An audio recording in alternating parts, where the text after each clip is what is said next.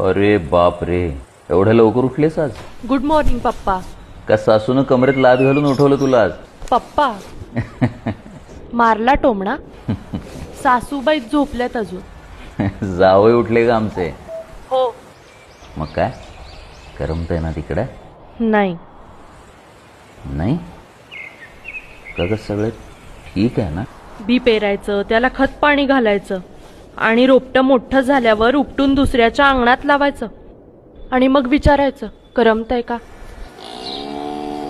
हे बघ, आता या झाडाच्या सावलीवर फक्त त्यांचा अधिकार आहे. इतकी नकोशी झालेलं मी तुम्हाला.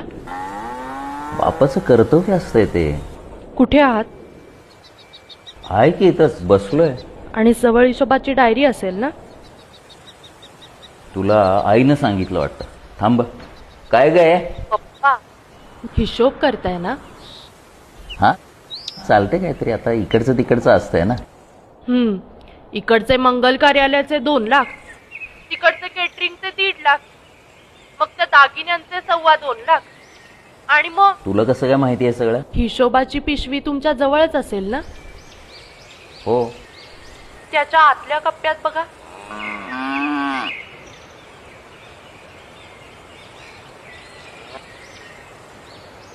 हा चेक काय करतो इथं?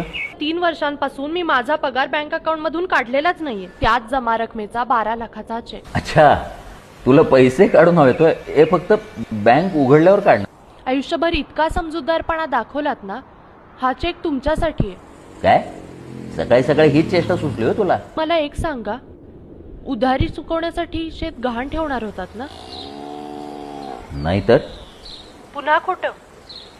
हे मी करतोय ग मॅनेज इकडं. नका करू मॅनेज. अगं पण का तुझा हा हट्ट? हट्ट तर तुम्ही केला होतात पप्पा. घरच्या, नातेवाईकांच्या, समाजाच्या विरोधाला न जुमानता तुम्ही माझ्या पाठीशी खंबीर उभे राहिलात. मला धीर दिलात. शिकलेल्या मुलींचं मोल तुम्हीच मला समजावलंत खरं, पण आज तुमच्याच संस्कारांवर प्रश्न उभे करताय. अगं बाळा, असं नव्हतं म्हणायचं मला. तुम्ही माझी काळजी करू नका. मी इकडे एकदम खुश आहे. बाळा, मी माझ्या काळजावरचं ओझं हलकं व्हावं म्हणून तुला बोललो आणि तू? काही ओझं वगैरे नाहीये. आणि हा, लेक बापाच्या काळजावरचं ओझं नसतं, लेक बापाचं काळीज असतं.